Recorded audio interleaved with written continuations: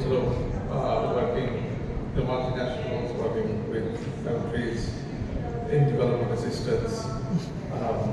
There needs to be a local capacity building end to it in the partnership. Unless you build a capacity of countries, unless you transfer knowledge, unless you transfer capability, or this kind of development assistance will never, a dependent development assistance approach will always, it will never be sustainable. What we need is more sustainable models, and I think mixed models of where development assistance as well as private sector and institutional building capacity is there to provide better outcomes, etc. And in a world where sometimes multilateralism sometimes becomes is less where it can be challenging the situation. Sometimes we have bilateral partners.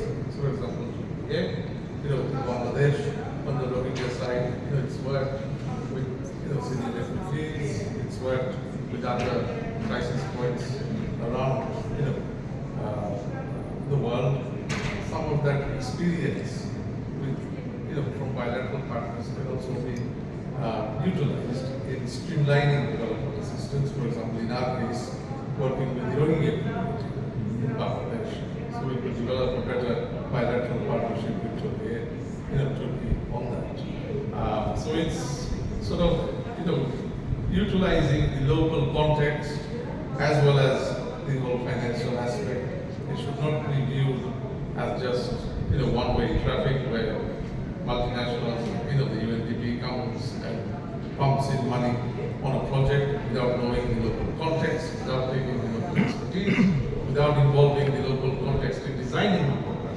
So in terms of the more partnership involvement there is in designing the development assistance, the better outcome, the more sustainable outcome it will be. Thank you very much for your comments.